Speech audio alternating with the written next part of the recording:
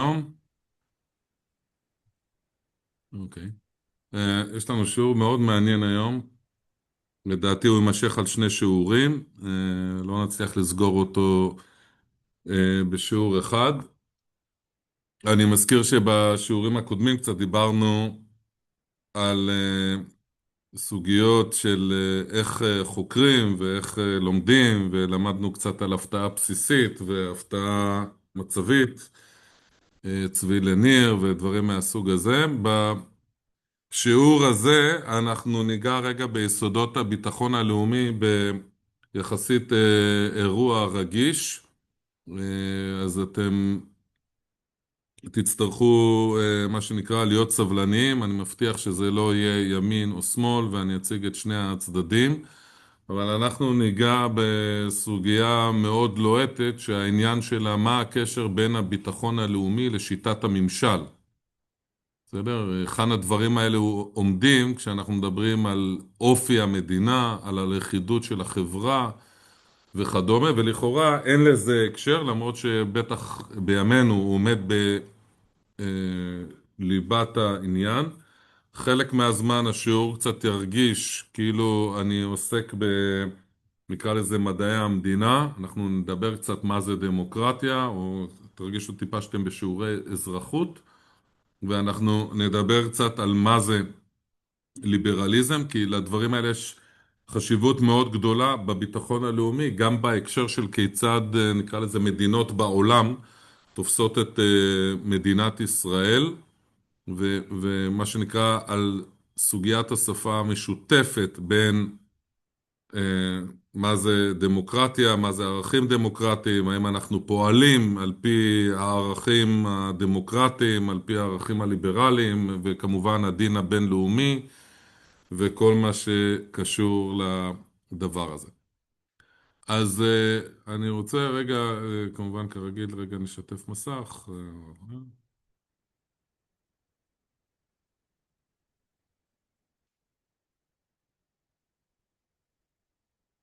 מעולה.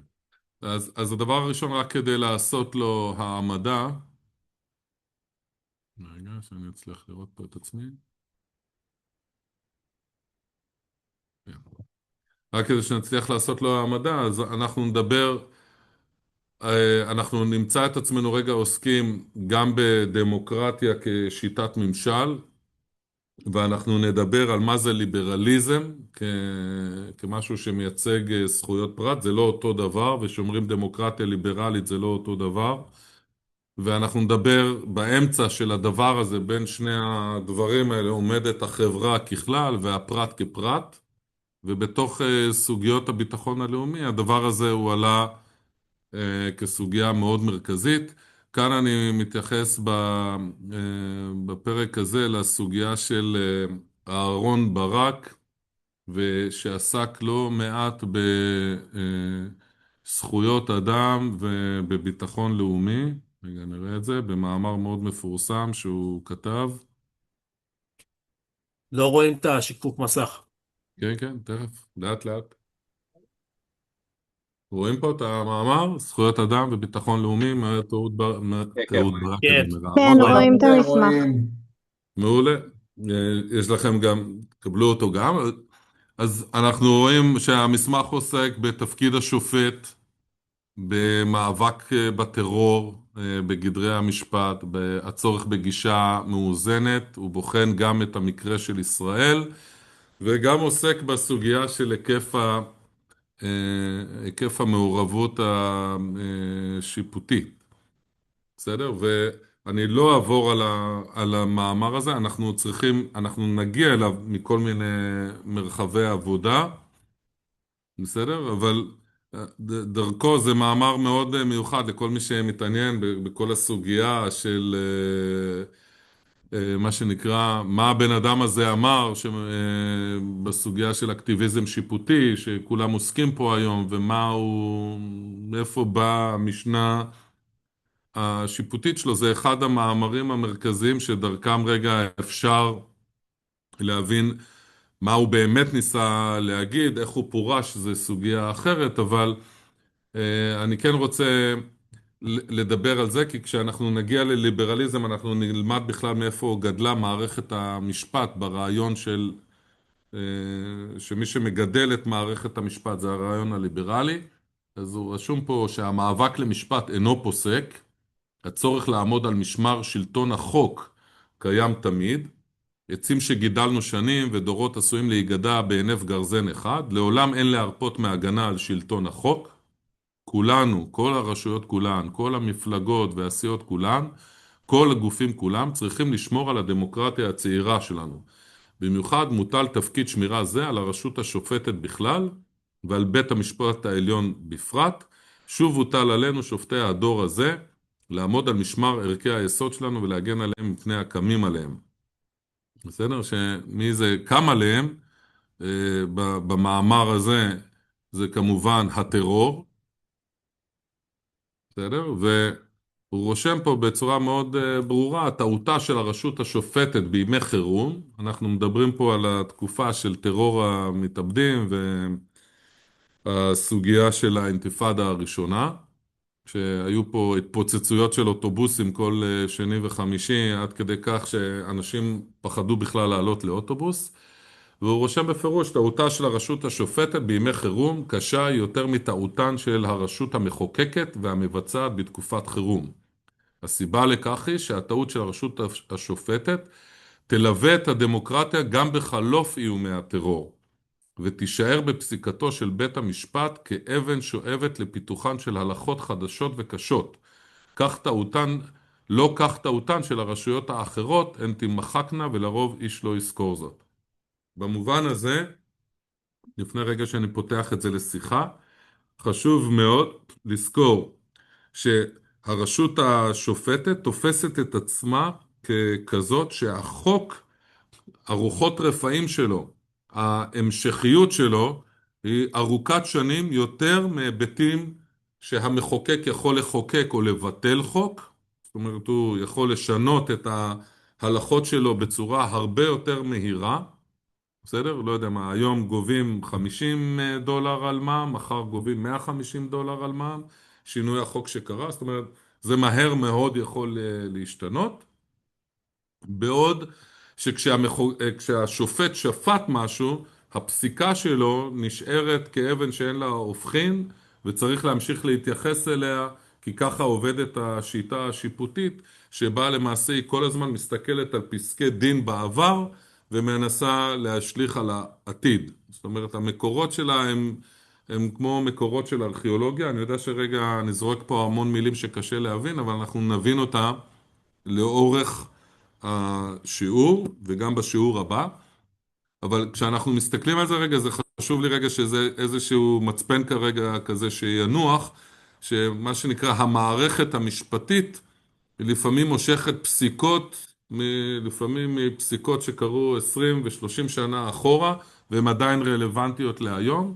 ולכן מה שמעיד השופט ברק, שהוא אומר שיכול להיות שאנחנו נמצא את עצמנו פוסקים משפטים שאחרי זה המשמעויות שלהם נשארות קדימה. בסדר? כמו, ואנחנו רגע נראה את זה. אני מזכיר שהמאמר הזה הוא נכתב בגישה שהעניין שלה הוא הסוגיה של האינתיפאדה הראשונה, היא זו שמלווה אותה, ולא הדברים שאנחנו חושבים עליהם היום. בסדר? אז מפה רגע, סליחה רגע, אני מפסיק את השיקוף מסך. ואני אעבור רגע עוד פעם שנייה לשיעור עצמו. ורגע אני אשתף עוד פעם את המסך.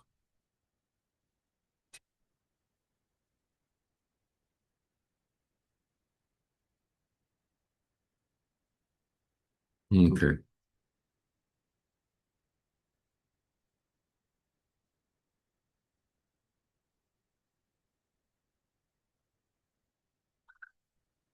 אז קודם כל, מה מהות הדילמה?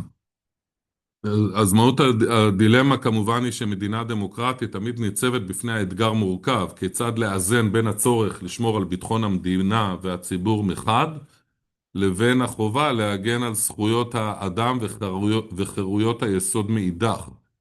כשאנחנו מדברים פה על זכויות האדם וחירויות היסוד, אנחנו נדבר על זה, בגלל זה אמרתי שאנחנו נגיע לליברליזם באיזושהי צורה, אבל אנחנו מדברים על זכויות האזרח, בסדר? זאת אומרת שמדברים פה על זכויות אדם כאיזו מילה כללית, אנחנו מדברים איך שומרים על זכויות האזרח. לצורך העניין, ביטחון המדינה דורש רגע לצוטט לאזרחים כי אולי הם מרגלים לטובת מדינה אחרת. איך אנחנו שומרים על זכויות האנשים שאינם מרגלים? הם בסך הכל, לא יודע מה, התקשרו רגע והם עסוקים במשהו אחר ולא בלבגוד במדינה. וזה, צריך להגיד שזה דילמה שמלווה את מדינת ישראל מאז הקמתה, ובכלל היא מתחדדת מאוד בעיתות משבר וחירום. בסדר? וכמו שהוא מצטט מתוך המאמר, שחוקה אינה מרשם להתאבדות, חוקים הם לא מרשם להתאבדות, וזכויות האזרח אינן במה לכיליון לאומי. בסדר? זאת אומרת, ברור רגע שאי אפשר שזכויות האזרח יביאו לכיליון לאומי, כי אנחנו חושבים שאנחנו צריכים להיות רק בצד של הפרט, אך ביטחון המדינה הוא לא יכול להיות היתר בלתי מוגבל לפגוע בפרט. ולכן כשהוא אומר את הדבר הזה, וכשמחוקקים חוק, והרשות השופטת שופטת בגינו, הפסיקה שלה נשארת ככזאת שהיא מושכת יותר זמן מאשר החוקים. ולכן יש פה שאלה על מאבק בטרור בגדרי המשפט, תוך שמירה על ערכים דמוקרטיים. זה כאילו תמיד איזשהו דבר שהוא מלווה, בטח בתוך מדינת ישראל, לא יודע אם להגיד כמקרה ייחודי, אבל כמקרה קשה, שבטח חיים פה גם ציבור ערבי מאוד גדול, וקיים חוסר אמון בסיסי בין הציבור היהודי לערבי, באשר לרעיון הציוני ולביטחון המדינה, מילים כמו גיס חמישי ודברים כאלה, ושאלות על נאמנות למדינה עולות פה, ומי איתנו ומי לא איתנו.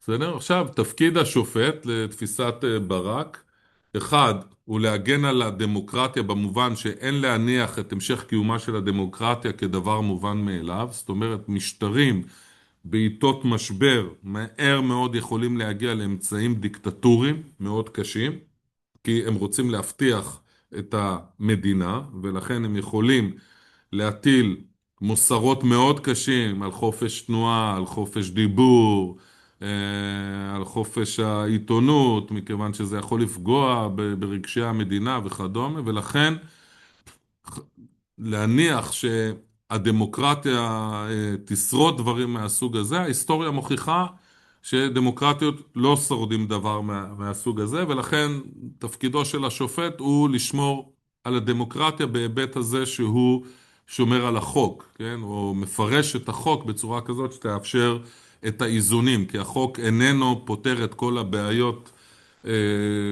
שקיימות במציאות. נניח הכי ידוע פה עסק בסוגיה, נקרא לזה, של הסוגיה של השתמשות במגן אנושי. מה אנחנו עושים כאשר מערכת הטרור משתמשת במגן אנושי? כן, אנחנו יכולים לפעול מול אותו אובייקט, לא יכול לפעול מול אותו אובייקט, או הסוגיה של פצצה מתקתקת אנושית, אנחנו יכולים לפעול מולה, לא יכולים לפעול מולה, ואיפה המרחב הזה עומד.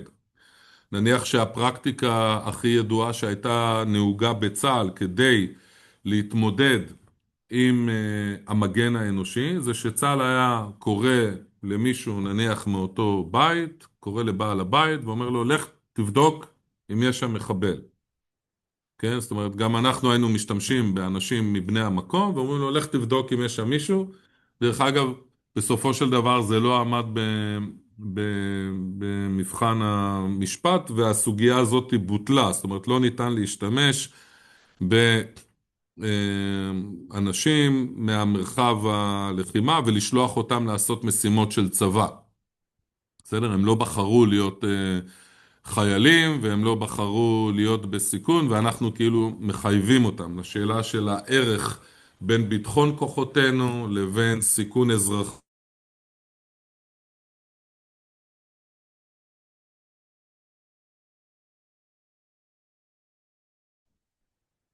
רק אצלי נתקע או שאצל כולם? אצלנו, לא, לא לא נכון. שומעים אותו. נתקע לכולם. גם פה נתקע. הלו? בן, לא שומעים אותך, אתה כבר. בנג'ו, אתה בלתי נשמע כרגע.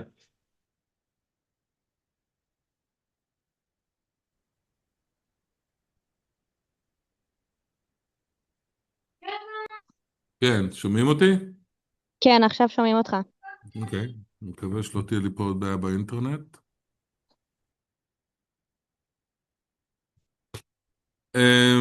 דברים שאני מזכיר תמיד שהשופט ברק הוא מה שנקרא בן למשפחת ניצולי שואה, למרות שההשוואות האלה תמיד מקוממות את הישראלים, כן, ויש לו המון התייחסויות לגרמניה שהייתה דמוקרטיה והגיעה לדיקטטורה. אז הלקח שלו מהשואה למשל, שגם מדינה נאורה שהיה בה אנשים כמו קאנט ובטהובן וגתה, הגיע בסוף למצב שבו באמצעות הדמוקרטיה עולה דיקטטורה, כן? והיטלר עולה באמצעים דמוקרטיים והופך את המדינה לדיקטטורה מוחלטת ולמשטר רצחני. ולכן הוא אומר, אף אחד לא חסין מתוך הדבר הזה. זאת אומרת, זה תופעה של משטרים, וכל משטר מכוונות מאוד טובות, כן? כי הוא דואג לביטחון המדינה, כי הוא חושב שהוא עושה את הדבר הטוב למדינה, הוא יכול להגיע למצבים שבו הדמוקרטיה מחוסלת לחלוטין. ולכן הסוגיה של מהי ביקורת שיפוטית, היא מאפשרת אה, היא מאפשרת לרסן את הכוח, ומדינה דמוקרטית חזקה מעניקה הגנה חזקה גם לזכויות האדם בתוכה, גם בעיתות משבר וביטחון. בסדר? לשאלה האם המדינה היא חזקה, זה כמובן נתון לדיון איכותני, כן? האם אנחנו חושבים שמדינת ישראל חזקה או חלשה, זה בעיני המתבונן. לאחר מכן הוא נוהג בעצמאות מערכת המשפט כמפתח לשמירה על הדמוקרטיה. אני אגע בכלל מאיפה הרעיונות האלה נולדים. בסדר? הם נולדים בכלל מהמאה ה-18. אנחנו ניגע בביקורת שיפוטית כמנגנון הגנה, זאת אומרת שכל אדם יכול להגיע ולבקש את מה שנקרא, המילה הזאת שהשופטים משתמשים בה, סעד, לבקש את בית המשפט תסייע לי. ושהחוק הוא דבר חשוב, לא משנים חוק כל שני וחמישי, כי הוא מגן מפני עריצות הרוב. צריך להגיד שדמוקרטיה מודרנית היא לא שלטון הרוב. מה שנקרא, הפעם האחרונה ששלטון הרוב הוא השלטון, זה לצורך העניין הדמוקרטיה היוונית, העתיקה. בסדר? אלא שבדמוקרטיה המודרנית, דווקא לשמור על זכויות המיעוט, כדי שאולי יום אחד המיעוט יהיה הרוב. זאת אומרת, אחרת אין לך באמת ניגודיות של דעות. זאת אומרת, יכול להיות שהימין המון זמן בשלטון, אבל אנחנו שומרים על השמאל, כי אולי יום אחד השמאל יעלה לשלטון והימין יהיה המיעוט. זאת אומרת, היכולת שלנו להחליף שלטון, להביא דעות שונות, לאפשר רעיונות שונים, הוא על ידי זה שאנחנו שומרים את העניין הזה שלא תהיה פה עריצות הרוב. כי אם תהיה עריצות הרוב, אז הרוב כל הזמן ישלוט. ואז באמת אין פה עניין של דמוקרטיה, וחוקי המשחק שבו לחברה האזרחית יש יכולת להביא רעיונות חדשים, והיא לא מפחדת להביא אותם, היא מאפשרת לה להתמודד עם השלטון. כמובן, לקחי העבר והחשיבות של המסגרות החוקיות, שוב פעם, החזרה של העניין של השואה. עכשיו, איך מתמודדים עם טרור? כן?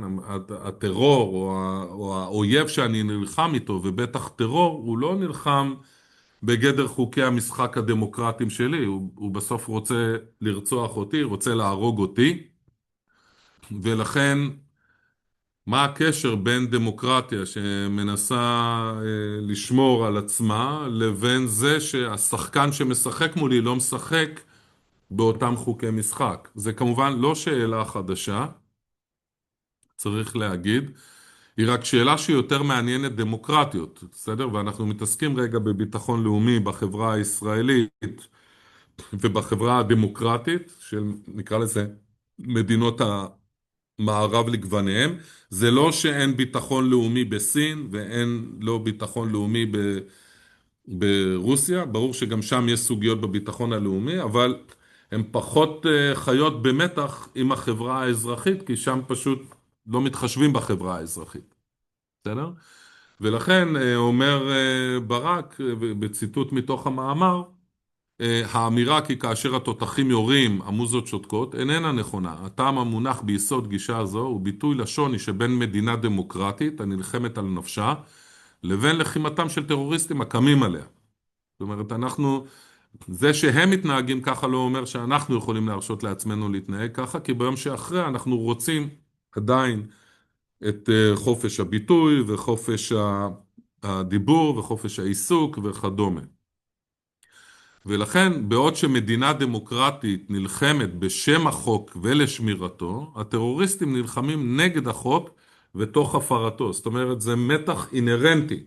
זה לא משהו שאפשר לחסות עליו, והמלחמה נגד הטרור היא גם מלחמתו של המשפט כנגד הקמים עליו, המבטאת את ערכי הדמוקרטיים של המדינה. בסדר? זאת אומרת, היא מנסה להשמיד גם את הערכים ולא רק את האנשים. וכמו שאומר השופט חיים כהן, הנשק המוסרי אינו נופל בחשיבותו מכל נשק אחר, ואולי עולה עליו, ואין לך נשק מוסרי יותר יעיל משלטון החוק. אפשר לדבר על זה, אני רק אומר, ההנחה במדינות דמוקרטיות שהמוסר והחוק הם דבר שבסופו של דבר לאורך זמן הופכים להיות דבר אחד. בסדר? כלומר, הדברים האלה הם משתלבים אחד בשני, והביטוי של החוק הוא הביטוי של מוסר המדינה, והפוך. לא כולם מסכימים עם הגישה הזאת, בסדר?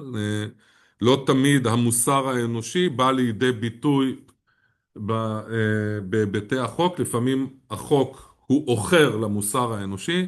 אני אתן סתם דוגמה, נראה לי הכי סבירה האפשרית.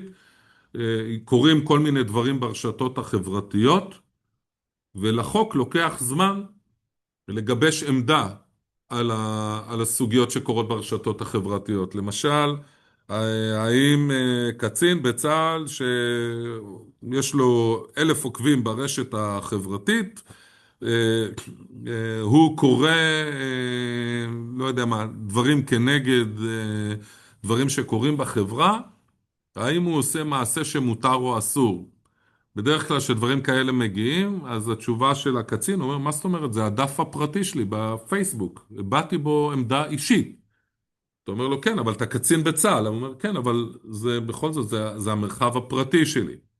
כן? או האם באמת לטייסי צה"ל שהיו במילואים, האם כשהם התבטאו במרחב האזרחי, מה זה המרחב הזה? בסדר? ואנחנו רואים שהחוק מתקשה להתמודד עם המרחב הזה. זאת אומרת, מה זה העניין הזה? ולכן לא תמיד החלק המוסרי והחלק של החוק מתלבשים אחד עם השני, אבל ההנחה, נקרא לזה במדינות דמוקרטיות, שהחוק גם אמור לבטא את המוסר של המדינה, ואלה דברים שלאורך זמן הם מתכנסים, הם לא נמצאים במתחים מאוד גדולים.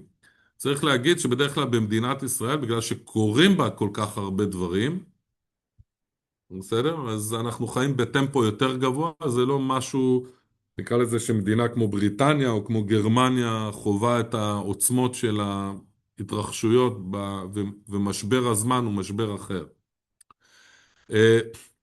גבולות וסמכות של בית המשפט, שגם כן עולות המון פעמים, בסדר? ואם אני אומר רגע ביקורת שמשקף אותה ברק במאמר שלו, זה שטעותה של הרשות השופטת בימי חירום היא קשה יותר. זאת אומרת, ברור לרשות השופטת שאם היא מתערבת ביותר מדי דברים, כמו למשל במגן אנושי, מה זה נזק אגבי, מה יחשב לנזק אגבי, מה יחשב לנזק סביבתי, כל מיני דברים מהסוג הזה, הם טעויות מאוד קשות, גם במובן של עולה בחיי אדם של אזרחי המדינה, אבל גם עולה בחיים של אחרי המלחמה. כן? זאת אומרת, האם העריצות או מצב החירום יימשך גם אחרי המלחמה? מי יגרום לכך שמצב החירום אחרי המלחמה ייפסק? בסדר? ואני מזכיר שבמדינת ישראל עדיין אנחנו חיים עם כמה חוקי חירום מאז ימי הקמתה, שזה עוזר מאוד למשל בתחומים, תאמינו או לא, של תקציב. יש כל מיני תקציבים שאנחנו עדיין מחלקים אותם מתוקף חוקי חירום, כי זה עוזר רגע לרשות המחוקקת לא לריב בינה לבין עצמה באיך מחלקים תקציבים. אה, רק שנייה, המושג יש, של, יש אני לא יודע דוגמאות אם אתם למשל? מכירים אותו, יש דוגמאות למה שאמרת? בלי סוף. אפילו אני חושב בזמן האחרון עלה העניין של כלי ההאזנה למחבלים, פרשת הפגסוס. אתה מכיר את הפרשה הזאת? כן. הם מחבלים, כן? כן, אבל הייתה פה טענה מצד הממשלה שאין יכולת לאכוף למי מאזינים.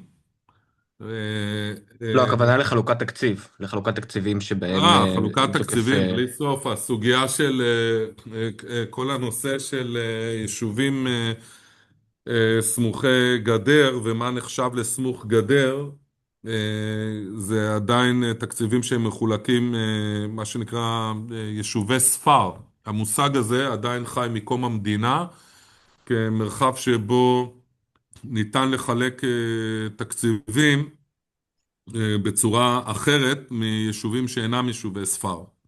עכשיו, מי מוכר כיישוב ספר או לא, מעת לעת הממשלה דנה מי נכנס לתוך המרווח הזה, 8 קילומטר, 16 קילומטר, אבל זה עדיין משהו שהוא מתוקף בכלל קום המדינה.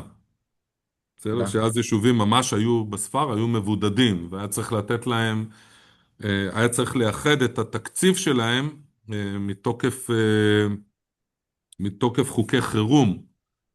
בסדר? הבעיה היום שאם אתה מכניס את יישובי הספר 8 קילומטר, לפעמים אתה מוצא גם מאות יישובים ואתה מגיע לאיזשהו חוסר איזון כזה, אבל זה עדיין הדרך רגע להגיד ולעודד התיישבות, נקרא לזה סמוך לגבולות, דרך התקציבים האלו. תודה. אפשר שאלה? כן. אני עדיין, כאילו, אני מנסה עדיין להבין, כאילו, מה הקשר בין ערכים וחינוך למשפט. מה שופט, הקשר בין? ערכים וחינוך למשפט. שופט, התפקיד שלו זה להחליט האם זה עומד בחוק או לא עומד בחוק. איך נכנס המצב ששופט מחליט האם זה מוסרי או לא מוסרי, האם זה חינוכי, לא חינוכי, האם זה עומד לא, בערכים שלנו, לא עומד בערכים שלנו? הוא לא, הוא נאלץ להגיב לתוך המרחב הזה, כי החוק לא עונה לכל הסיטואציות שקיימות במציאות. אחלה, אז מי שמו? תגיד לרשות המחוקקת, בואי תחוקקי בנושא הזה, על סמך מה הוא מחליט בעצמו מה נכון ומה לא נכון. ברור, אבל הפרקטיקה היא שלא תמיד הרשות המחוקקת רוצה לתת תשובה. גם אביתר, אם למשל כתוב בחוק שישראל תעמוד בערכים מסוימים כמו שוויון, אז השופט צריך להחליט מה זה שוויון, וזה נכנס לעולם של ערכים שם. או שהוא גוזר, כאילו משליך את זה למקומות אחרים. שיפנה לרשות המחוקקת ויבקש ודאי, את ודאי. ההגדרה, מה זה שוויון. אתה מניח רק הנחה סמויה, צריך להגיד, שהמחוקק רוצה לחוקק את התשובות האלו.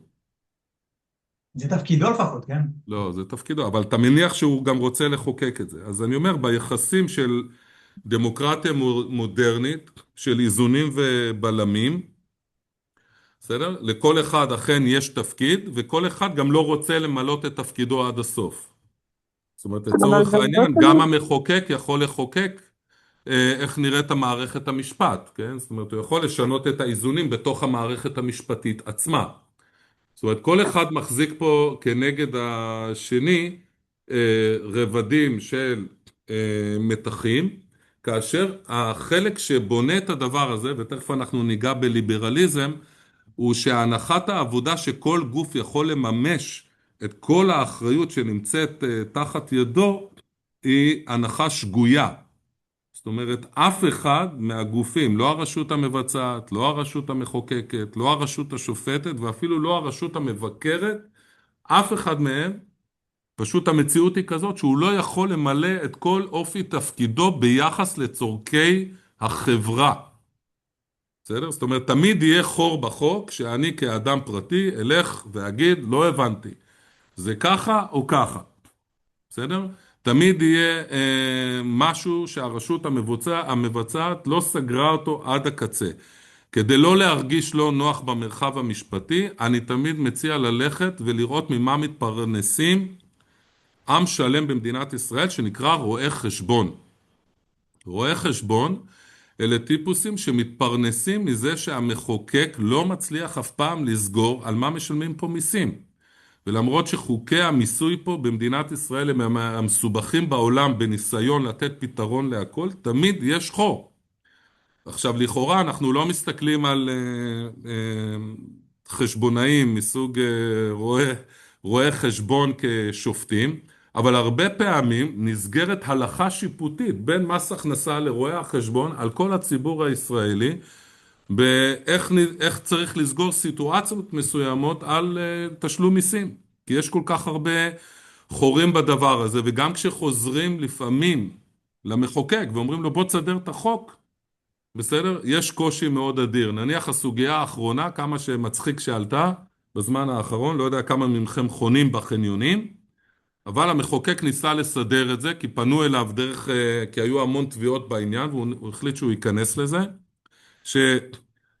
מה שנקרא, למה אני צריך לשלם כשאני נכנס לחניון גם על רבע שעה, כאילו שילמתי על שעה. אז אמר המחוקק, תשמע, בוא אני אסדר את זה שאתה תשלם על פי דקה. מה שקרה באותו רגע זה שכל מחירי החניונים קפצו במאות אחוזים, שאני חושב שזה הסיבוב, היוטרן הכי גדול שעשו בחקיקה בזמן האחרון במהירות שיא, שאפילו שר האוצר אמר, תשמע, נקרא לבעלי החניונים ונשנה עוד פעם את החוק בחזרה. זאת אומרת, ההנחה שניתן לתקן את הכל באמצעות חקיקה, או באמצעות ניהול, או באמצעות אפילו משפט, או ביקורת על התחומים האלו, היא הנחה שבדמוקרטיה מודרנית זה בלתי אפשרי. אנחנו נראה רגע איפה היסודות של זה, ולא לחשוב רגע שמישהו לא פונה למישהו. היו פה המון חקיקות שהגיעו לבית המשפט, ובית המשפט החזיר אותם לרשות המחוקקת, וביקש, ואפילו התחנן בכמה פעמים מאוד גדולות, אפילו באיזה איטרציות של 9 ו10 פעמים למחוקק, אולי תסדר את זה ככה, אולי תסדר את זה ככה, והציע לו כל מיני הצעות לסדר את זה. אבל בסוף מול הדבר הזה עומדת זכות הפרט. זאת אומרת, העריצות של המחוקק שלא מוכן לתקן את חיי הפרט, שם נכנס השופט, ואנחנו נלמד רגע מאיפה זה בא, לכן אני אומר, זה לא סתם עניין. אז אני מזכיר רגע סוגיות שעלו לאורך השנים, שפחות נראה לי הדור שלכם מכירים, אבל במלחמת המפרץ עלתה הסוגיה של חלוקת מסכות הגז בשטחים. האם אנחנו צריכים לחלק מסכות גז לפלסטינאים שנמצאים ביהודה ושומרון, הגם שהם לא אזרחי מדינת ישראל, אבל הם נמצאים בשטח מדינת ישראל, מה החובה שלנו כלפיהם בתוך הדבר הזה? הסוגיה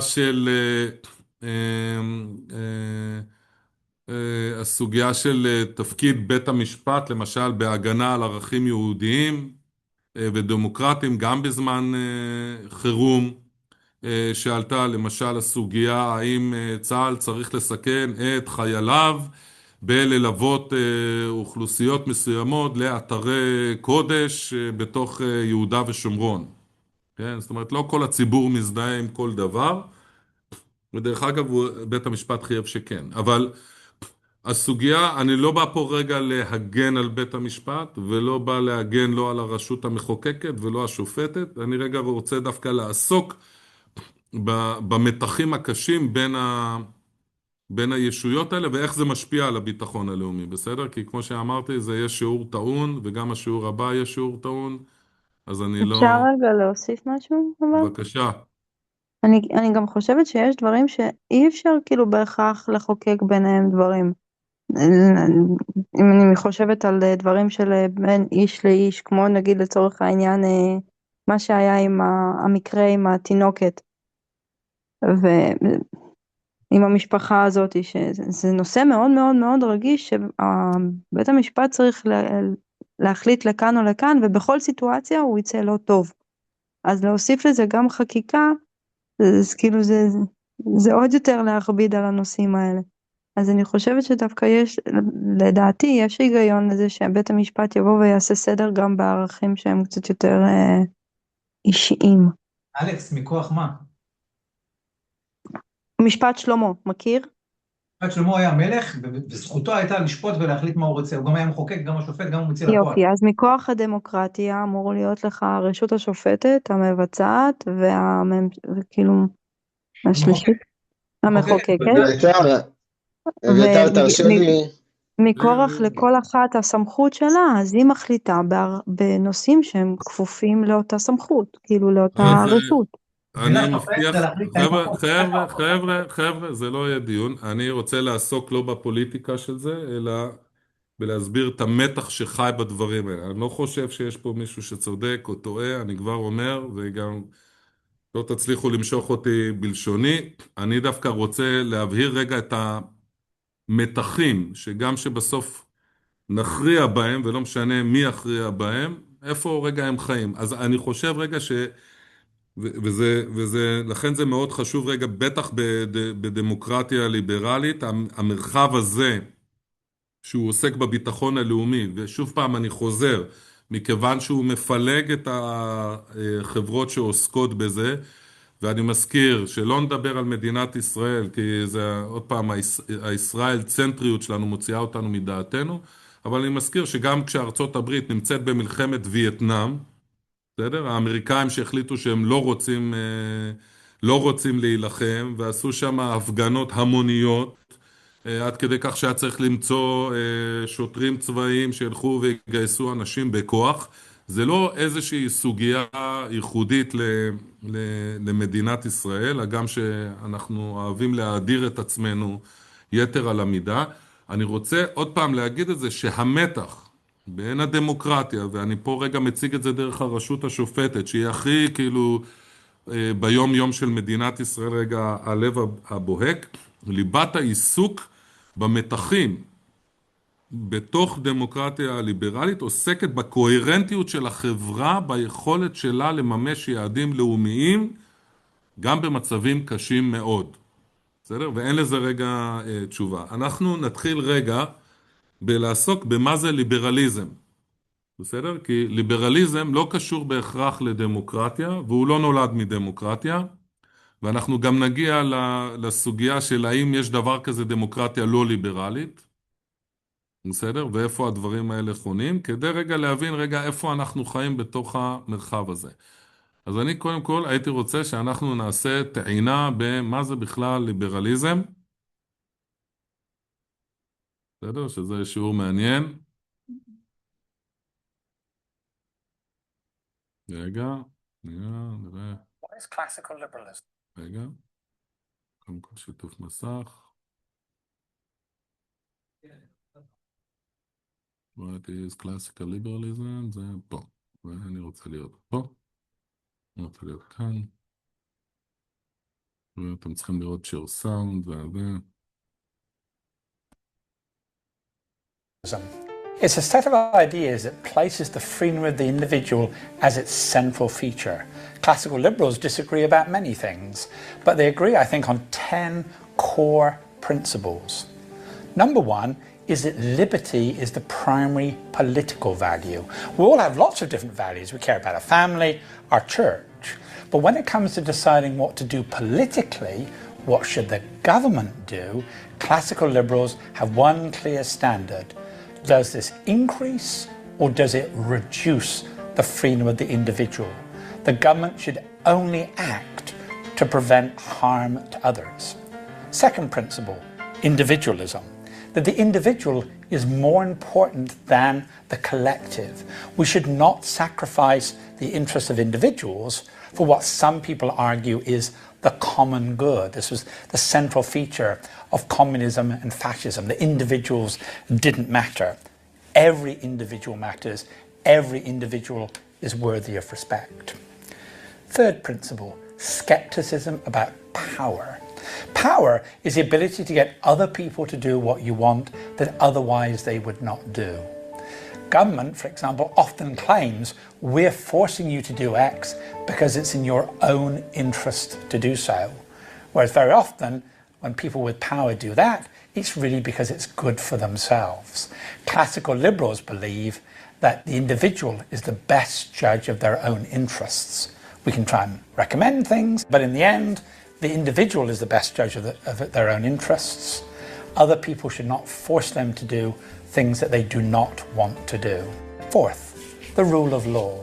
This is the idea that there's some higher principles by which we should examine what government does, laws that are passed, government actions. Just like the US Supreme Court will sometimes strike down pieces of legislation that Congress has passed and the President has signed because it goes against certain principles embodied in the US Constitution.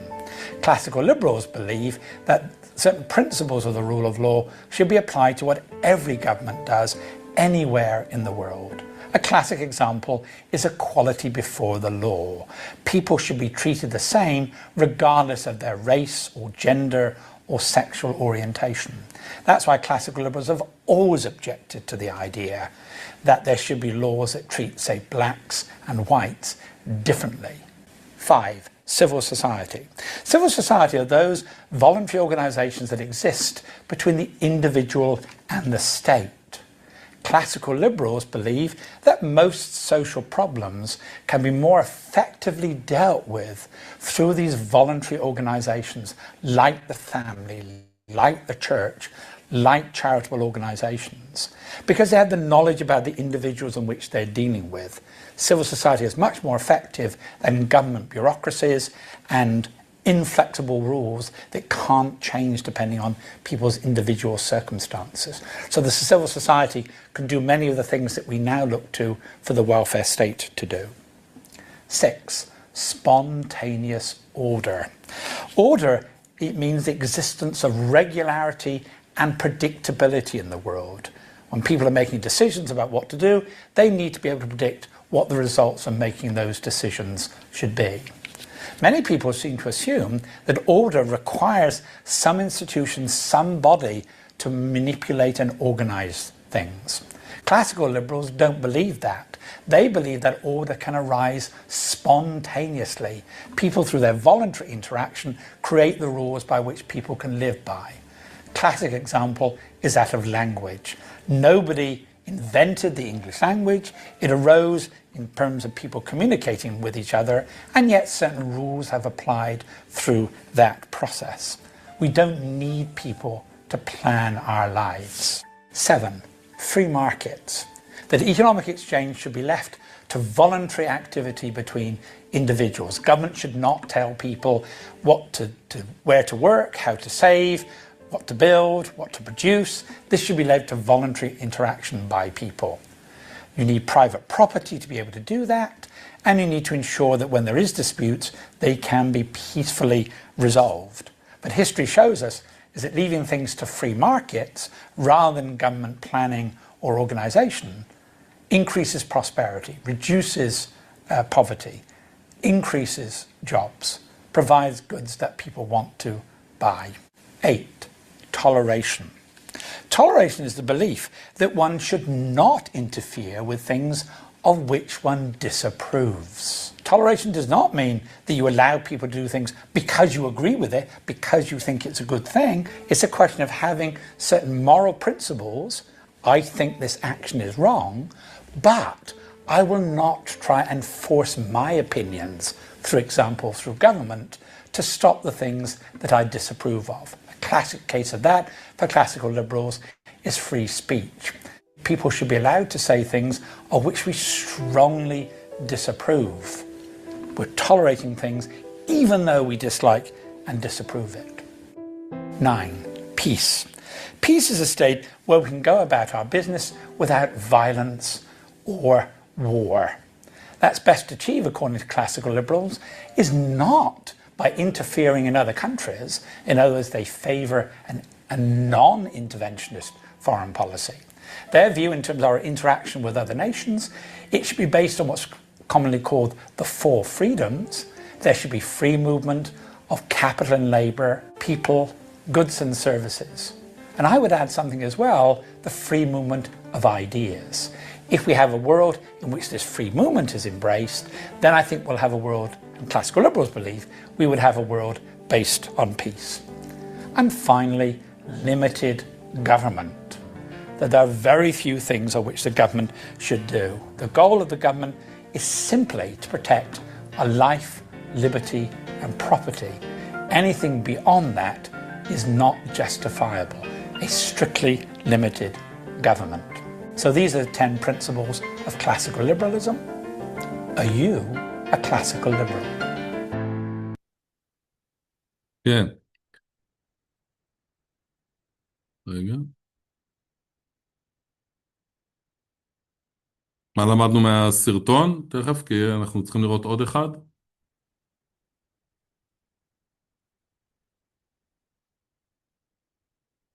הלאה? יש איזה 10 תחומים שמגדירים התייחסות ומה זה ליברליזם? בסדר? ואנחנו נראה את זה רגע עוד אחד. כאן עוד סרטון שאני רוצה להראות, שהרעיון של ליברליזם, אנחנו נראה אותו רגע גם מה ההבדל, נקרא לזה, בין דמוקרטים לרפובליקנים. אחד זה מה שנקרא limited government, זאת אומרת, government בליברליזם היא צריכה לעשות הכי מעט שאפשר, לא הכי הרבה שאפשר. נראה גם איפה היה המשבר הזה, של איפה זה כבר לא הסתנכרן, והיא כן הייתה צריכה לעשות. ואנחנו רואים שהיא עוסקת המון בסוגיה של חופש הפרט והאינדיבידואל, ואיך מבטיחים את חופש הפרט והאינדיבידואל. בסדר? אז אני רוצה לראות לכם עוד סרטון, אני מתעקש על זה, כי אנחנו נבין רגע את המרווח בין איפה בכלל נכנס בכלל נניח דברים כמו חוק. ראינו שה-civil society, החברה האזרחית, היא דבר מאוד חשוב. אז למשל, מהבחינה הזאת שיש פה כל מיני אנשים במדינת ישראל שאומרים, החברה האזרחית החליפה את הממשלה, מבחינת ליברליזם זה דבר חיובי. כן?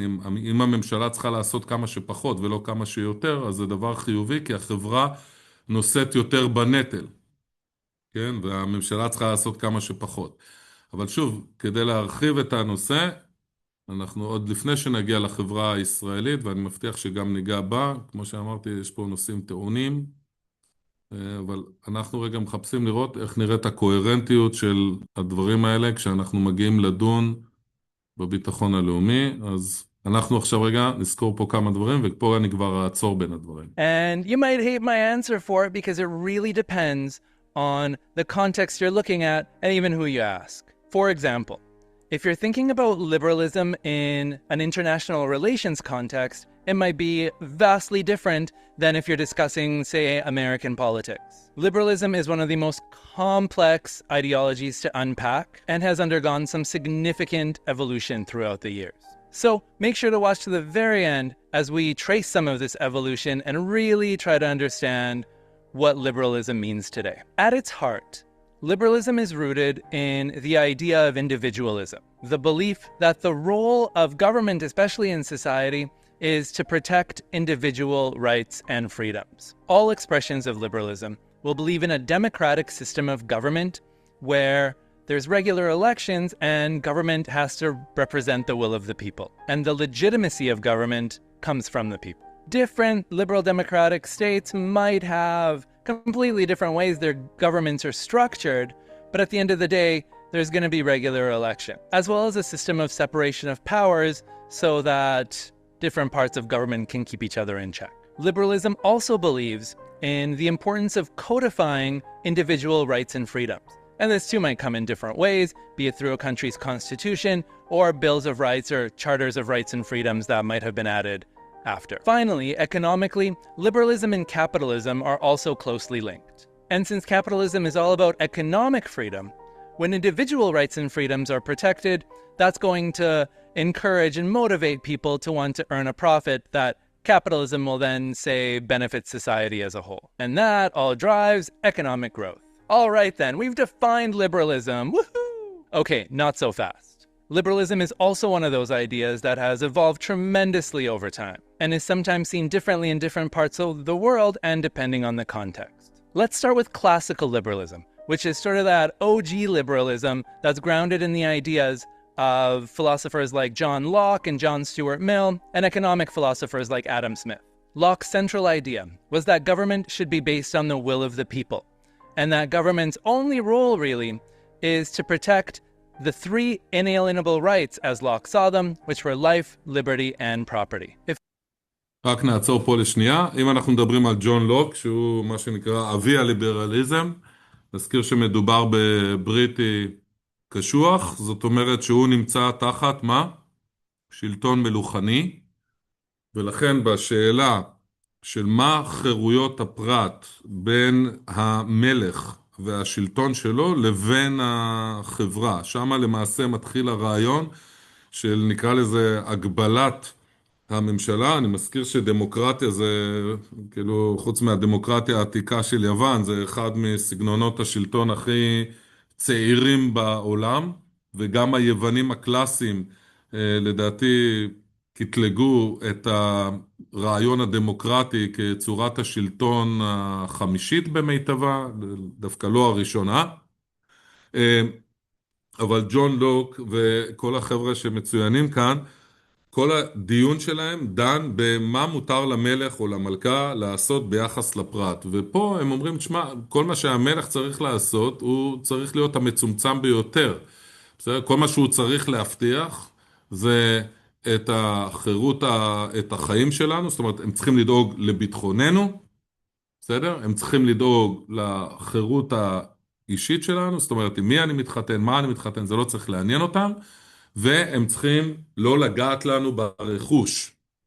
בסדר? זאת אומרת, לא יודע מה זה התשלום מיסים הזה, זה לא התפקיד של הם לא צריכים לגעת לנו ברכוש, הרכוש הוא שלנו, הוא עובר מדור לדור, ירושה, זה שלי, אני הרווחתי, אני עשיתי, אני עבדתי בשביל זה, זה הרכוש שלי, זה לא הרכוש של המלכה, לא הרכוש של המלך, בסדר? ואנחנו נראה רגע שחלוקת רכוש זה אירוע כבד מאוד אצל ליברלים. If those are protected, people will be secure in pursuing their interests. John Stuart Mill, another liberal philosopher, coined what we consider to be the harm principle, that government should only create laws that prevent harm from coming to others. Otherwise, people should be free to live lives how they wish. To ensure these rights stay protected, philosophers like Montesquieu believe that liberal democratic systems of government should be divided into three separate branches of government.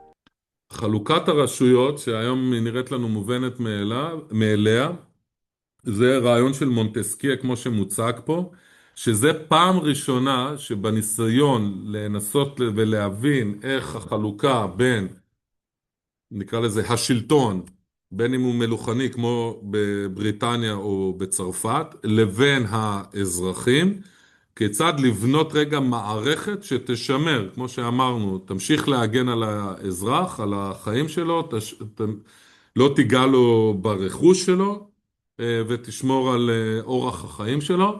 זה פעם ראשונה שמגיעים לעניין של חלוקה, ושימו לב, יש פה את שלושת הדברים שאנחנו מכירים כבר מאז המאה ה-18, יש פה את האקזקיוטיב שזה הרשות המבצעת, יש פה את הרשות המחוקקת, ויש פה את הרשות השופטת.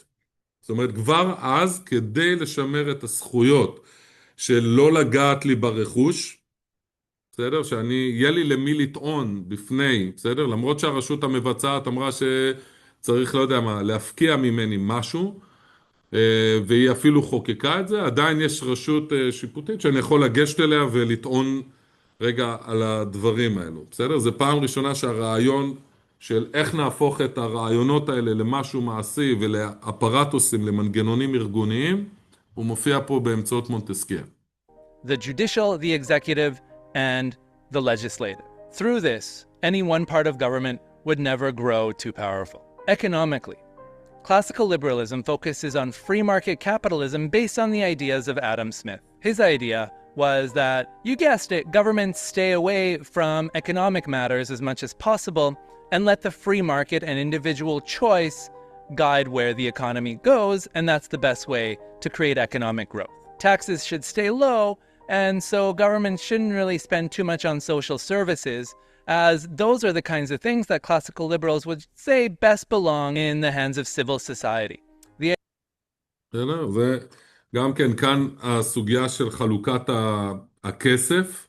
אז יש לנו את אדם סמית, שהוא אבי, הייתי אומר, הכלכלה הקפיטליסטית המודרנית, שבו הוא אומר את הדבר הבא, עד היום זה הייתי אומר אחד הדברים המרכזיים, נניח בין רפובליקנים לדמוקרטים, שאומר את הדבר הבא, בואו חבר'ה, בינינו, הממשלה לא יודעת להוציא כסף, היא מבזבזת כסף, היא לא ארגון למטרות רווח, היא רק ארגון הוצאות, ואם אנחנו רוצים שמשהו יקרה, כדאי שהוא יקרה בעולם הפרטי.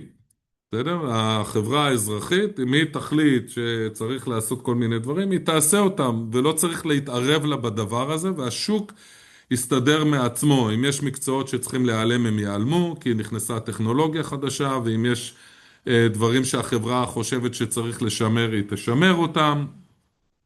וזה קורה לבד. כל התערבות של הממשלה, אם זה דרך נניח בימינו חברות ממשלתיות או דברים מהסוג הזה, זה דברים שהם תמיד בזבזניים ולא יעילים כמו שהחברה האזרחית מוציאה. אם הייתי אומר, ההנגדה הכי חזקה שקיימת למשל היום בארצות הברית לעניין הזה, זה שלמשל הפרויקט לירח שקרה באמצעות נאסא, כחברה ממשלתית אמריקאית, למעשה עבר הפרטה אדירה והתחיל בכלל מהשוק האזרחי באמצעות אילון מאסק, שהתקים את SpaceX, שהיא חברת החלל הפרטית הכי גדולה היום בעולם, ומרימה את השיגורים הכי רבים בעולם, והיא בכלל לא חברה ממשלתית, היא חברה פרטית שאפילו הממשלה קונה ממנה שירותים, כן? אפילו הצבא האמריקאי קונה שירותים מ-SpaceX.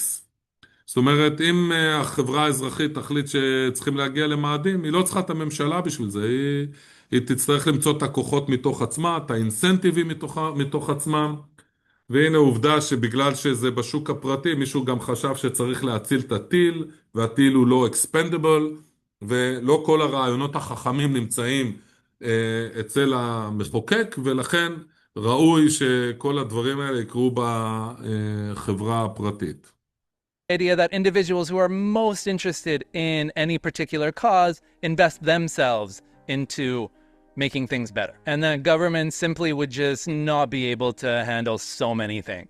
There were, however, several major events that challenged this conception of liberalism and limited government. And so liberalism started to shift, especially in North America, towards more government involvement and spending, which in some ways sounds like the exact opposite of what liberalism was supposed to be. But wait, because what's important is what the point of this increased government action is supposed to be. During the Great Depression, when we saw high unemployment and lots of people struggling to even put food on the table, US President Franklin Delano Roosevelt created the New Deal program, which in many ways created lots of government agency and massive government spending projects. מה שמפריד בין ליברליזם מסורתי למודרני היה בעצם התפתחות החברה האנושית, שהגיעה כבר לממדים מפלצתיים מבחינת הגודל שלה והמורכבות שלה, ושפה מתואר המשבר הכלכלי המאוד גדול בשנות ה-30 בארצות הברית, שבו למעשה מיליונים הפכו להיות מובטלים בן יום, מכיוון שהיד הנעלמה של אדמס גרמה לזה שהיו הרבה מושחתים, הבורסה נפלה, ומיליוני בני האדם מצאו את עצמם שהם רעבים ללחם, וזאת פעם ראשונה שבעצם הממשל האמריקאי משנה דירקטיבה, באמצעות דלנו רוזוולט, שזה אחד הנשיאים הכי חשובים בארצות הברית, גם לדעתי הנשיא הבודד שכיהן 3 כהונות, הוא מת בהיותו נשיא, הוא גם ניהל את מלחמת העולם השנייה הבחור הזה, ורק אחריו הוגבלה הנשיאות למה שנקרא ל8 שנים, אבל הוא עושה את משהו שנקרא New Deal, שזה בעצם הייתה תוכנית ממשלתית, שהיא זאת שלקחה לעצמה את כל הפרויקטים, והיא מימנה אותם, דרכה בנו למשל את כל רשת הכבישים המהירה בארצות הברית, בנו עוד המון פרויקטים לאומיים, כדי לחלץ את המשבר הכלכלי, ולהחזיר את הכלכלה להמשיך לנוע. זאת אומרת, הרעיון של אדם סמית שאמר, תנו ליד הנעמה לסדר את זה, כאילו בניו דיל ובשנות ה-30 בארצות הברית, הגיע לאיזשהו משבר, זה לא מסתדר לבד, צריך התערבות ממשלתית, ופה אנחנו רואים, הייתי אומר, את המתח שימשיך ללוות בארצות הברית לאורך השנים, בין הדמוקרטים לרפובליקנים, שהרפובליקנים מצדדים בזה שמה שנקרא, ממשל צריך להיות הקטן ביותר האפשרי, ולהתערב כמה שפחות, בעוד שהדמוקרטים אומרים, למשל, שבלי התערבות של ממשלה לא ניתן לסדר את הדברים האלו, ואנחנו נמשיך לשמוע את זה פה, ולמשל, היום זה ממש נוגע אפילו ברמה, מה שנקרא פרוגרסיביים דמוקרטיים, שאומרים שבעצם בשיטה הרפובליקנית הקיימת לא ניתן לממש את החלום האמריקאי. מי שנולד עני יישאר עני ולעולם לא יהיה עשיר, כי השיטה לא מאפשרת חירויות, לא מאפשרת לאנשים לנוע באופן חופשי בתוך ארצות הברית, וצריך לסדר את זה בכוח. גם מילים כמו פוליטיקת זהויות, שאנחנו נשמע עליהם בהמשך, נראה אותם. The idea here wasn't to get government more involved in people's lives, but in order to get capitalism smoothly running again, well, people needed work. People needed to have money to spend. People needed jobs. And so government stepped in to actually create some of those jobs with these big spending programs. Roosevelt's administration also created government programs to give people some more security. So social security programs, for example, were created so that when people potentially lose their jobs, there's some government funding to help them out as they look for new work and get back up on their feet, creating what we call a social safety net that people fall back on in hard times. Let's also think about healthcare spending here. Again, big government expenditure on universal healthcare in the liberal democratic countries that have it, which is most of them. The idea here again is that when people are sick, when people aren't able to get the healthcare they need, well, then they're at home, not working, not earning. רק שנבין, כל מה שאנחנו רואים לו חוק ביטוח לאומי, או חוק הבריאות הממלכתי וכדומה, בארצות הברית הפעם הראשונה שהוא מחוקק זה ב-1948, עד היום מי שרואה סדרות אמריקאיות, רואה בן אדם שמגיע לבית החולים, אומרים לו אין לך ביטוח ואנחנו לא יכולים לטפל בך. זה עדיין אישו מאוד גדול בארצות הברית, אבל ב-1948, שוב פעם, היד הנעלמה, יש לה גבולות, ואין מה לעשות, יש זכויות אזרח, יש זכויות אדם בסיסיות, ולא, אם בן אדם לא, מה שנקרא, לא שפר עליו גורלו, זה לא אומר שהוא צריך למות בגלל זה, והמדינה צריכה לתת לו איזשהו סיוע מינימלי, כדי שהוא ישמור על דמות האדם שלו, ולא פתאום יהפוך להיות לגנב או למשהו כזה, ושהוא, מה שנקרא, מוצא מהסדר של חיי החברה האזרחית, ולכן ביטוח לאומי, ביטוח בריאות, דמי אבטלה, דברים מהסוג הזה נועדו כדי שהאדם, גם כשלא שפר עליו גורלו, למרות שהוא חי כמונו כאדם חופשי וניסה את מזלו ועשה, כשהוא נפל, החברה כן מנסה לשמר אותו כאזרח עם חירויות מסוימות, כדי שהוא יוכל להשתתף ולחזור לתוך המעגל המתפקד. Money, leading to some of those same issues of there not being enough spending and money in the economy and unemployment, right? So universal health care, even though the idea is that it's a government program where there's a lot of money being spent on it, is actually also fueling the liberal economic system of capitalism. And the population is healthier, so it's a win-win. So as the idea of liberalism evolves, we see increased government involvement not only to create new programs, but also through taking on social justice causes to ensure that people who have been affected by sexism or racism or other forms of discrimination also have their rights protected. All of this has been up to much debate, both in the last several decades, as well as it continues to be now, right? So one of the biggest questions in liberal democratic societies today is, when does this type of government action cross the line into actually infringing on our rights? It's something that I'm sure liberal democratic societies will continue to grapple with moving forward. מה הנושא, לנשים שביניכם, מה הנושא הכי גדול שהיה בארצות הברית, בנושא זכויות האישה? הצבעות. הבחירות. לא. הפלות. עכשיו היה על הפלות. הפלות. אבל זה היה עכשיו. האם זה זכות של אישה להפיל? כן? האם זה זכות של אישה להפיל? ואיפה הדבר הזה עומד בין זכות האישה לגופה? כן? שהאם היא יכולה להחליט על הדבר הזה בעצמה, או שהחוק לא מתיר לה את הדבר הזה? זה לא וכמה מעניין. מה מוזר, ארצות הברית החליטה, בית המשפט העליון החליט, שזה יותר לא סוגיה פדרלית, והוא לא יאכוף על המדינות השונות את החוק הפדרלי לחופש האישה, וכל מדינה יכולה לחוקק חוקים משלה עד איזה גיל עובר מותר או אסור לבצע הפלה, ולאחריו זה נחשב לרצח, ואישה יכולה לעמוד לדין על הדבר הזה. עניין שעמד כמעט במשך 30 שנה בבתי המשפט, אבל שוב פעם, במתח של בין חופש הפרט לאיך נקרא לזה, איך החברה תופסת את החופש הזה. אבל כמו שנאמר פה, גם דברים כאלה פתאום שואלים שאלות על האם המדינה חייבת להבטיח גם את שינוי האקלים, האם המדינה חייבת להבטיח זכויות כאלו ואחרות, האם המדינה צריכה להתערב לא יודע מה, BDS נגד ישראל. זאת אומרת, הזכויות של הפרט למול הכיוונים שהחברה רוצה ללכת בהם, והאם המנגנון מאפשר לממש את הזכויות האלה. זאת אומרת, הליברליזם עוסק רגע במתח שבין הפרט לחברה, בסדר? ביכולת שלו לממש את עצמו כפי שהוא תופס את עצמו, וביחס לאיך החברה תופסת את הדברים האלה, וכמה הממשלה מתערבת בזה.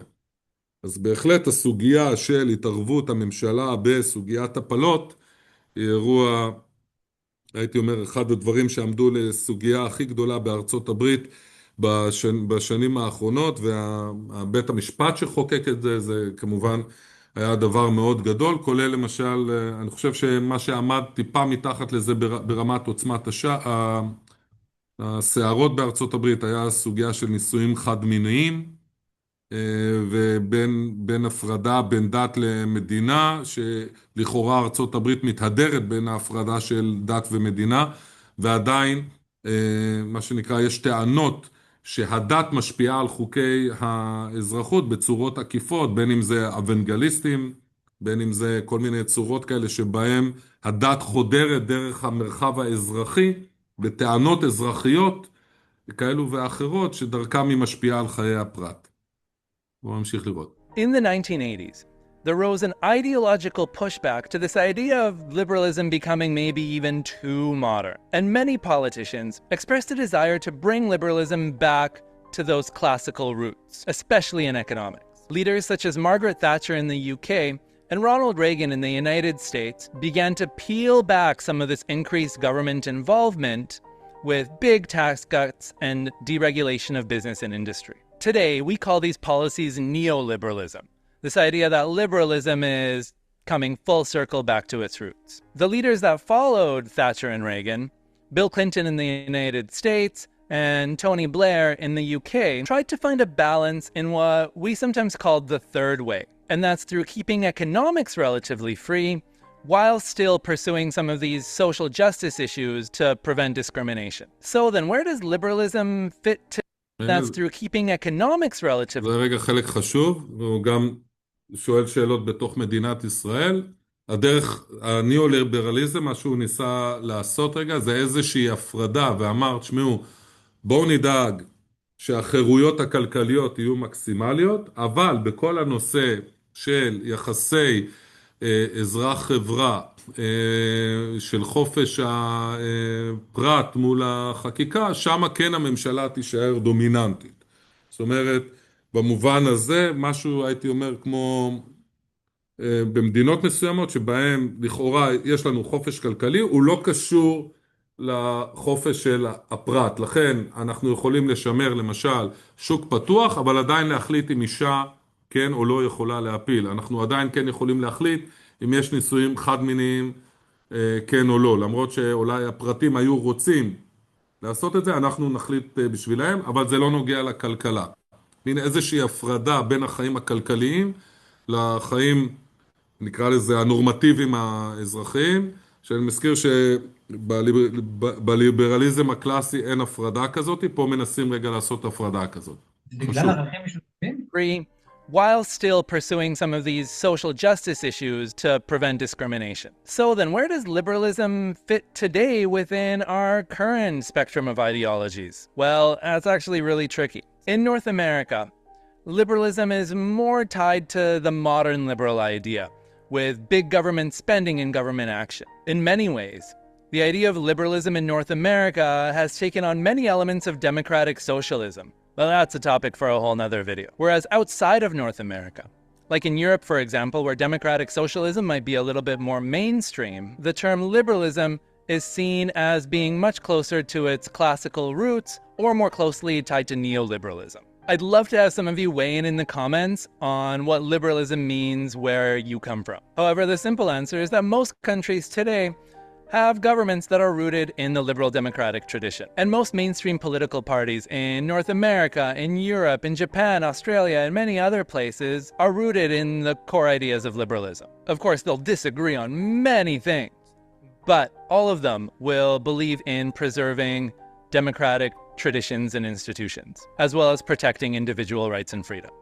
Finally, you might also hear about liberalism being used in a global politics context. It's an international relations theory that tries to explain why states behave the way they do. The liberal belief is that states see a lot of benefit working together, and an idea coined by Immanuel Kant called the democratic peace theory posits that the more countries that are liberal democratic there will be in the world, the more likely they'll want to work together, avoid conflict, because they'll see the benefit of cooperation and trade, and basically just seeing eye to eye on things like individualism and protecting rights and freedoms.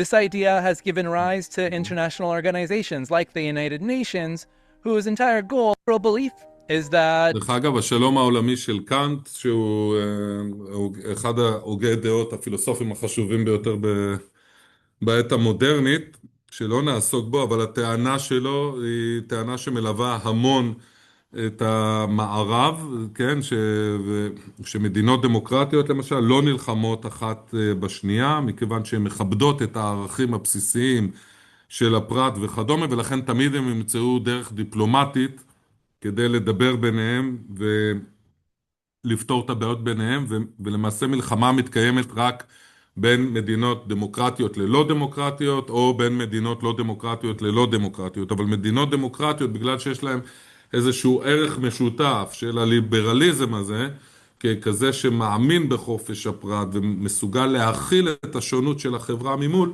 הם לא יבחרו במלחמה, והייתי אומר האיחוד האירופאי מוקם על הרעיון הזה, האומות המאוחדות שהוא מדבר פה מוקם על הדבר הזה, ואולי אפילו הייתי אומר אחד המאמרים שכל היום נתקפים בזמן האחרון באקדמיה, שנקרא קץ ההיסטוריה של פוקויומה, שהוא חוקר אמריקאי ממוצא יפני, שאמר בתחילת שנות ה-90 שאנחנו גמרנו עם עידן המלחמות ואנחנו נמצאים בעידן של שלום עולמי, כי העולם הולך לדמוקרטיה, ואם כל המדינות יהיו דמוקרטיות הם יפתרו קודם כל את הדברים בצורות שלום, כי הליברליזם, חופש הפרט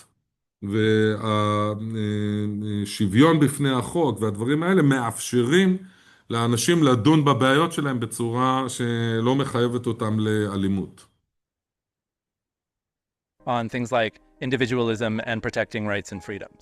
This idea has given rise to international organizations like the United Nations, whose entire goal is to provide this platform for states to be able to cooperate and pursue diplomacy. As with כמובן שהרעיון באומות המאוחדות, שכמדינת ישראל אנחנו סולדים ממנה מאוד, אבל שהאומות המאוחדות מקיימות לצורך העניין משטר דמוקרטי בתוך עצמן, כלומר הן דנות בתוך עצמם, הגם שחלקם כמובן, או רובם, צריך להגיד רוב העולם איננו דמוקרטי, לא מקיימות דמוקרטיה פנימית, אבל לכאורה זו זירה שבה ניתן לדבר ולפתור בעיות בצורה של דיפלומטיה ודמוקרטיה, ומפה אולי דרך האומות המאוחדות להשליך לתוך המדינות עצמן תהליכים דמוקרטיים. עוד פעם, לאן העולם הזה הגיע זה פחות חשוב. agrees on the protection of individual rights and freedoms, as well as preserving liberal democratic systems of government and institutions. Classical liberalism was the purest expression of this idea, where it focused on limited government and government action only existing to prevent harm to people's life, liberty, and property, with very limited government involvement in society and economics. Modern liberalism sees increased government involvement to create a more just society by extending the protection of rights to marginalized groups and more government spending to create this social safety net of social services to ensure people are secure. Neoliberalism is the economic reaction to modern liberalism and focuses more on reducing taxes and deregulating business and industry. Liberalism in international relations tries to explain that states often look to cooperation as a way to ensure their security and benefit from working together for security and to attain their goals. אוקיי, רק להזכיר כאן, במרחב הזה, עוד פעם שאנחנו שואלים ביחס לביטחון לאומי ומדינת ישראל, למובן של דמוקרטיה ליברלית או דמוקרטיה סוציאליסטית או כל דבר אחר שנבחר במילה דמוקרטיה, זה רק להראות שאנחנו חיים על איזשהו רצף, בסדר? שלפעמים כשאנחנו אומרים שארצות הברית לא מבינה אותנו, אנחנו לא מבינים אותה, או האומות לא מבינות אותנו וכדומה, חשוב רגע לראות על איזה מטען הדבר הזה יושב. בשאלה למשל שבכל המרחבים האלה, עוד פעם חוזר רגע כאילו לערוץ המשפטי, אז יש מערכת משפטית שאמורה לאזן בין זכויות הפרט לזכויות החברה, לזכויות השלטון, או להתערבות, או למול העריצות, או למול מרחבים שלא חוקקו, או לפשר בין האנשים בצורות שבהם מאפשרים את הדברים האלו. ויש פה עוד רובד מאוד מעניין, שבדרך כלל גם בציבור הישראלי מפספסים אותו, שזה באמת החופש הכלכלי. הייתי אומר שלמשל חוק יסוד האדם והעבודה, משהו כזה, שיש לנו חוק העיסוק, שמאפשר לכל אדם לעסוק באשר הוא, חופש העיסוק. או חוקי היסוד שלנו, הם כאילו נוגעים ברובד הזה של הליברליזם, כדי לסדר רגע איך אנחנו תופסים את היחסים, נקרא לזה, בין הפרט לחברה, למשטר שמקיים אותנו ברובד הזה, כן? זאת אומרת, לא שאנחנו אוהבים תמיד את מה שקורה, אבל זה המרחבים שדנים בהם. בתוך הדבר הזה, רגע, אז עד כאן דיברנו רגע על איך זה נראה בתוך המרחב של מה זה ליברליזם, אבל אני כן גם רוצה רגע לגעת במה זה אם ככה בכלל דמוקרטיה. בסדר? וכאן אני לא רוצה להלאות יותר מדי, אבל אני רוצה לדבר על שני דברים מרכזיים, כי בשיעור הבא אנחנו נפתח את זה עוד פעם. אנחנו רק בשלב טעינת הידע. שנייה, ברחתם לי פה, איפה הזום?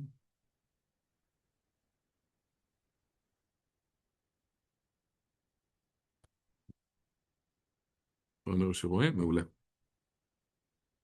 אז קודם כל עולה השאלה בכלל, האם יש דבר כזה שהוא דמוקרטיה לא ליברלית? האם יש בכלל מושג כזה? בסדר? זאת אומרת, אנחנו רואים שבעולם, לא במדינת ישראל, בסדר? במדינת ישראל אין בה בעיות, אנחנו מדברים על העולם. ישנה תופעה שאומרת, שמה, אפשר להציג את הפרויקט הפוליטי שאנחנו מקדמים כדמוקרטיה לא ליברלית. בכך אנחנו מבקשים לצמצם את המשטר הדמוקרטי לעקרון שלטון הרוב. בסדר? ומי מייצג את שלטון הרוב? כמובן, הרשות המחוקקת. זאת אומרת, הרשות המחוקקת מייצגת את הרוב, כי הרוב בחר בה, ולכן אנחנו מצמצמים את זה ואומרים, תשמע, זה רק מה שהרוב קובע, הרוב בחרו בי, זה מייצגים את הרוב, ללא זכות המיעוטים וללא חירויות אזרח בסיסיות. בסדר? וזה גם מתחיל לזלוג לתוך מרחבים של הוגים ליברליים ולאקדמיה עצמה, ויש שאלה בכלל, האם יש דמוקרטיה כזאת? בסדר? זאת אומרת, האם יכולה להתקיים דמוקרטיה שלכאורה היא מקיימת את כל שיטות הדמוקרטיה, היא הולכת לבחירות, היא מקיימת בחירות דמוקרטיות ותמיד הרוב זוכה בה. זאת אומרת, לשאלה איך דואגים שלא תמיד הרוב יזכה. זאת אומרת, יש איזה מיעוט, הוא ניסה לשכנע, ואיך דואגים שבאמת חופש הדעה יתקיים כדי שיאפשר בחירות בתוך המרחב הזה. והמאמר הזה ש, של, של העניין הזה שואל שאלות, איך אנחנו מסדרים את המרחב הזה של בו מצד אחד אנחנו אומרים זכויות הפרט, כן? מה שנקרא פונדמנטליזם של זכויות הפרט, אם תרצו הפרוגרסיביים בארצות הברית כפי שהם מיוצגים, זאת אומרת הפרט הוא הכל, לבין שאנחנו אומרים לא, הפוזיטיביים, הדבר היפה בדמוקרטיה זה שהזכויות נובעות מהכרעת הרוב, ואין להם מקור מחוץ לדמוקרטיה. בסדר? אז כאילו שתי הגישות האלה בכלל מאוד מתקשות להסביר מה זה הליברליזם הזה שהוא נמצא באמצע. בסדר? כאילו איך אני מפשר על הדבר הזה. בסדר? והמאמר הזה הוא מזהה שתי פרשנויות. אחד הוא אומר, יש את הגישה הרציונליסטית, טוענת שניתן ליישב באופן רציונלי זכויות ותהליכים. זכויות ליברליות נובעות מערכי יסוד דמוקרטיים, שוויון, אוטונומיה של הפרט, ההדדיות, מה ששנוא אליי אל תעשה לחברך, וחלק הוא אינרנטי ממשמעות הדמוקרטיה עצמה. זאת אומרת, הגישה הליברלית היא חלק מובנה בתוך השיטה הדמוקרטית. עצם העובדה למשל שאנחנו הולכים לבחירות וכל אחד יכול לבחור. מזכיר שארצות הברית, שהיא נחשבת למדינה דמוקרטית, מה שנקרא השחורים בארצות הברית קיבלו אפשרות לבחור הרבה לפני שנשים קיבלו אפשרות לבחור. זאת אומרת, האנשים בארצות הברית היו האחרונות שקיבלו אישור לבחור בקלפי. עד נדמה לי 1920, עד אז אין להם זכות בחירה בכלל בארצות הברית, זאת אומרת בחירה בארצות הברית הייתה שמורה רק לגברים. בסדר? הגישה הפרדוקסלית אומרת כי המתח בין ליברליזם לדמוקרטיה הוא בלתי ניתן לפתרון עקרוני. זאת אומרת אין סיכוי לפתור את זה בכלל, הסתירה ביניהם איננה כשל, אלא תנאי חיובי לדמוקרטיה חיה, מעודדת פלורליזם, מאבק פוליטי ופעילות אזרחית מתמשכת. כלומר, בגישה הפרדוקסלית היא רואה שדווקא המתח בין הרשות השופטת למחוקקת למבצעת הוא מרחב חיובי ומחייב כל צד לבחון את ההחלטות שלו. אפילו זה שהרשות המחוקקת מפחדת לחוקק חוק שאולי ייפסל על ידי הרשות השופטת, הוא עניין חיובי בתוך דמוקרטיה, כי זה מחייב רגע את הרשות המחוקקת לבדוק את עצמה עוד פעם. בסדר? כי אחרת היא שוב פעם חיה בין או פונדמנטליזם של זכויות או פוזיטיביזם דמוקרטי שאומר זכות הרוב תמיד מנצחת. ולכן הרעיון הוא שדווקא הבנה מורכבת של דמוקרטיה הוא כנראה יותר נכון. זה לא שאיזשהו, אם ניקח פה איזה זווית כניסה, או אני יודע מה, בשפת השריונרים, איזה קוליס כזה, ונלך רק איתו, אנחנו נגיע למקום שכולו טוב. זאת אומרת, דווקא המתחים האלה, גם של הרעיון הרציונליסטי, שכן כנראה יש רוב, והרוב שבחר כנראה שהוא מהווה איזשהו חוכמת המון שצריך ללכת איתה. מצד שני, הפרדוקסליות שבתוך המנגנון הזה, שאי אפשר ללכת רק עם הרוב לכיוון אחד, אלא יש לו גידורים שמחייבים לערער על כל המנגנון מחדש, זה לא מצבים לא רצויים, זה פיצ'ר, זה לא באג. זאת אומרת, הרשות השופטת או הרשות המחוקקת או הרשות המבצעת, הם לא באג בתהליך, הם פיצ'ר בתהליך, ודווקא לאורך זמן, מהמתחים הקשים ביניהם, ומהחוסר הסכמה שביניהם, נוצרים הדברים הטובים שמאפשרים לדמוקרטיה להמשיך ולהתקדם, ולהביא זכויות טובות יותר לאזרחים, להביא חופש טוב יותר לאזרחים, להביא שוויון טוב יותר לאזרחים לאורך זמן, ולהביא רגע רעיון שהוא מאפשר דברים טובים יותר לחברה. על הדבר הזה בשיעור הזה אני אסיים את הדברים, כי בשיעור הבא נפתח את זה לשיחה, כי אני צריך להמשיך ולעשות עוד טעינה. אני רוצה להגיד שלא סתם בימינו אנחנו נמצאים בבעיות מאוד קשות בתוך המרחבים האלו. הייתי אומר שאפילו הדמוקרטיות בעצמם כבר מאותגרות על ידי רעיונות אחרים. למשל, סין מציעה את הרעיון של חברה מהונדסת, שבה הממשלה קובעת מה כל פרט יעשה בה, כמשהו שיוביל לדבר טוב יותר של חיי האדם. זאת אומרת, לא בהכרח שהרעיון של דמוקרטיה הוא מביא חברה יותר טובה לאנושות, הוא מביא את הפרט, את האדם הפרטי לתפוקה מלאה. בסדר? הייתי אומר שסינגפור כמשהו אמצע כזה, שבו למשל בכיתה ד' כבר מחליטים לאן הילדים ילכו, ומה שנקרא באיזה מרחב הילד שלך יתפתח. האם הוא יהיה מהפוליטיקאים הגדולים, האם הוא יהיה בממשל, או הוא יהיה סתם בשוק הפרטי. הבחינות שקורות בתוך החברה המהונדסת הסינגפורית, שלפעמים אנחנו מסתכלים עליה לעילה ולעילה, אולי זאת מה שנקרא דמוקרטיה מאוד חזקה, שאותה מפלגה שולטת שם כל הזמן, אבל מתקיימים בחירות. אולי היא הדרך הטובה ביותר לפרט לחיות בחברה כזאת ולחוות חיי שגשוג.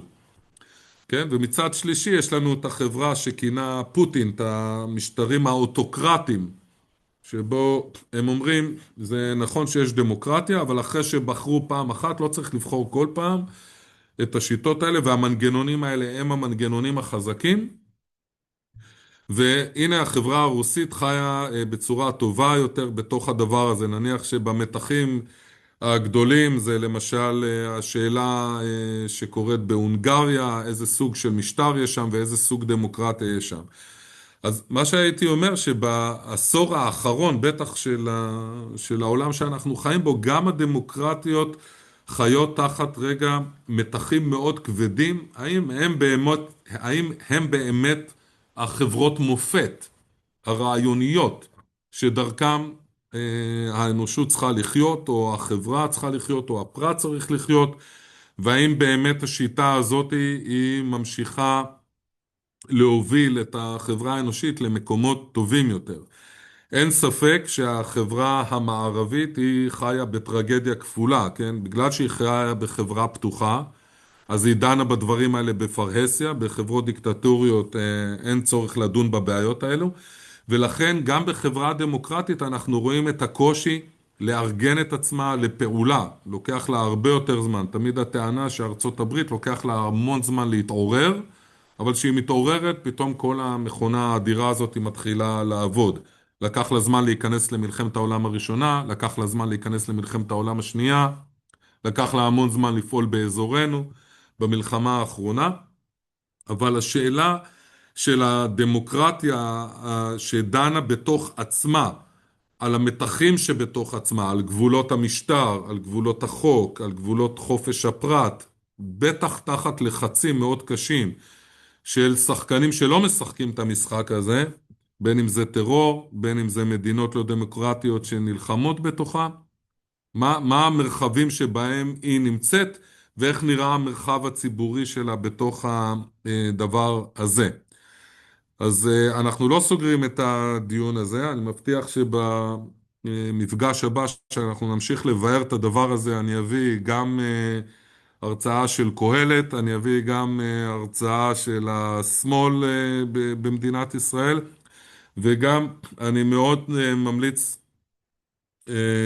על אחד מהחוקרים הגדולים שאתם יכולים לעשות עליו גוגל בעצמכם, של יעקב טלמון, שדיבר המון על מהי דמוקרטיה טוטליטרית.